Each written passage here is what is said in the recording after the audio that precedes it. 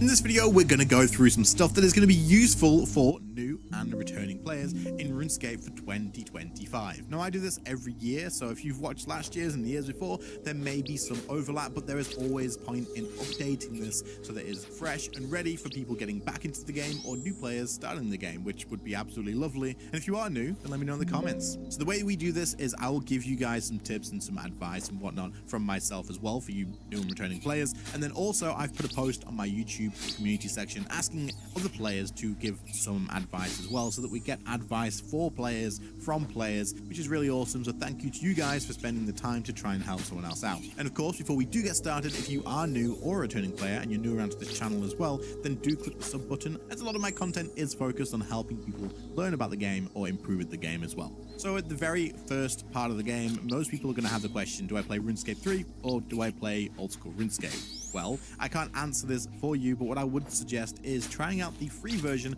of both of the game. You only have to make one account and you can log into both versions of the game from that same account as well. But this also means for those of you that decide that you like both of them, you can actually play both games on the same account and use the same membership subscription if you do end up going down that route and getting membership. So definitely do try them both out. Now, if you have set your mind on RuneScape 3, which hopefully you have, then let's talk about specifically some stuff that are useful for you guys. Once you start RuneScape 3, there is going to be a whole lot of confusion to be had. This game is hectic as hell for a new player. Jagex definitely could improve their new player and returning player experience even, as this game is insanely overwhelming to begin with. Look at the screen, it's confusing as hell, right? Well, what I would suggest you do is pay full attention to the tutorial and play through the extra bit of tutorial that you get given until the end of it. Now, this may seem a little bit tedious and you may be itching to just go out and just explore the world, because in this game you absolutely can just drop everything that you're doing and go and do whatever the hell you want. But if you are brand new to the game and have no idea what you're doing, definitely pay attention to this, as it is going to give you a decent amount of information and a lot of stuff is going to make more sense for doing this. Next up is you will eventually have the decision to make for which combat style you want to focus on. Now, you can in this game do absolutely all of the combat styles, and in fact you can switch on the go mid combat. If you're doing a boss fight, you can immediately swap to another one if you would like to. However, as a new player or a returning player, I would absolutely focus on just the one combat style. Now, the reason that I would suggest you do focus on one main combat style for the beginning, maybe try out the other ones first, like for a few levels or whatever, and then decide which one you want, but focus on investing in one, because they, one, take a decent amount of time to level up, but two, you are going to have to get gear and upgrades for that combat style. Once you are locked in on one combat style, you can end up spending a lot of time, money, and other resources making sure that is actually usable. If you try and spread this out across all of them, you're going to hit a point where you've spent a lot of gold in the game and time unlocking stuff and buying items and whatnot, but really you only have 3 or 4 even average combat styles. You want to invest into one heavily, and that way you can use that for all of the content. Oh, it's also worth mentioning that most of the content in the game can be completed by one combat style. You are very, very rarely, if at all, going to get locked out of something because you don't have a combat style ready, except some of the end game bosses. Now, pick this based off of basically what you think is cool. That being said though, I would highly recommend starting out on Necromancy. The reason being is this is a newer combat style to the game, and it is designed to be a lot easier and a lot better at teaching players to actually get into combat in the game. Combat in RuneScape 3 is very confusing, it is in-depth, but it is insanely rewarding. Trust me, once you've got the hang of this, holy crap, it is so satisfying to absolutely blow up bosses that you struggled with in the past, or just like pull off things that trust me. One thing about RuneScape 3 is once you understand the combat system, it is very satisfying to understand that and be able to use it correctly, but it is still very confusing. I still have to learn so much, and I've been playing this game and doing it full time for YouTube for a decent amount of time now. But Necromancy, being released not that long ago now, actually is designed with a very good tutorial on teaching you how it works. The systems that it has make a lot more sense than the other combat styles as well, and it is very beginner friendly, offering you great sustain and giving you pretty much an all-round kit. So if you aren't like set on specifically, I want to be a ranger, I want to be a warrior and use melee and swords and stuff, keeping in mind that you can swap this up whenever you want, the best place in my opinion to start would absolutely be with necromancy. Now, if you've been going along the tutorial for a little while, you may notice that where the frick, how do I start necromancy? I've been given a sword, I've been given a bow, I've even found a staff by killing something along the way and some runes. How do I start necromancy? For some reason, this isn't given to players at the beginning of the game, and it isn't something that you are led to very quickly, but it is absolutely the best combat starting point to go for. So to start this, find your quest list, which will be by the icon that you can see on screen here, and then head down to the quest called necromancy. Click on this and then set this as your active quest, and it'll mark it on the actual map for you as well. So you can open up your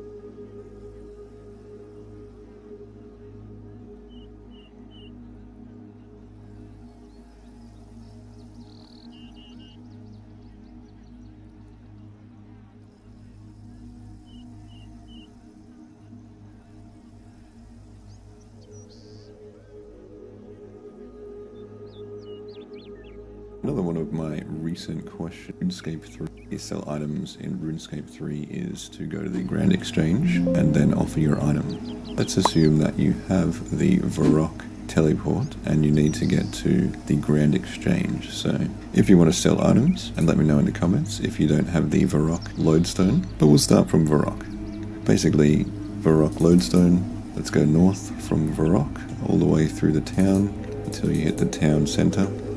I'm still terrible at doing those surges. And then we go west through Varrock, and then up past this bank here, and then into the Grand Exchange. Do I have any money? No, I do not, but we can sell this vial of water and see if we can make some money. Then we need to talk to a Grand Exchange clerk.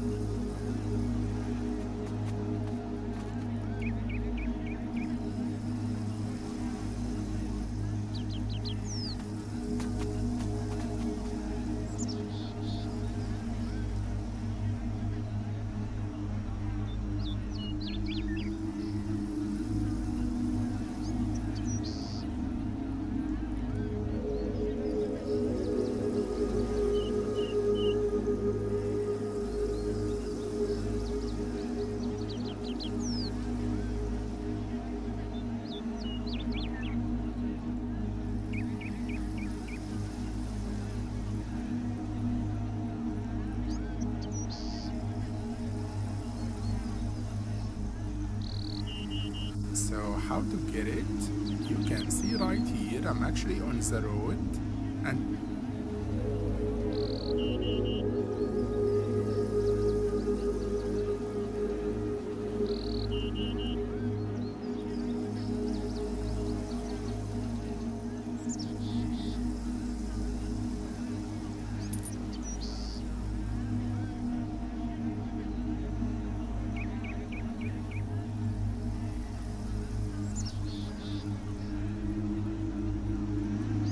so how to get it? You can see right here, I'm actually on the road, and there is actually vault door right here, you can see it. It do look like blue color, and my location in the map is just right here. You can see the icon for it, and there is another one right there.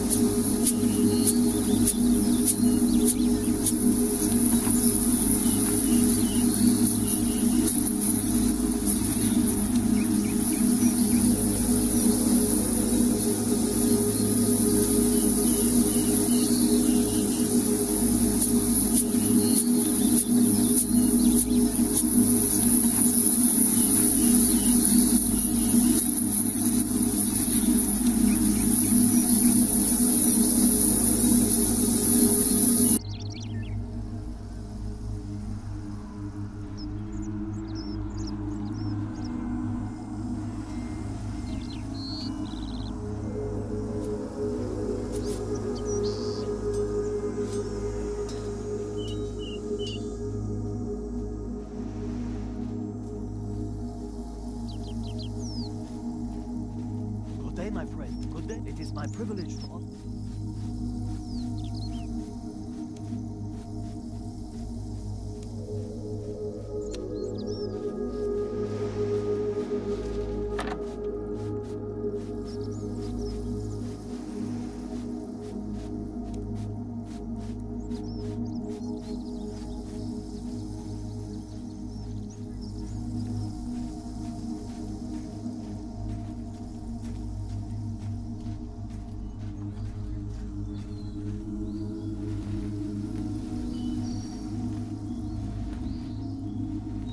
I walk the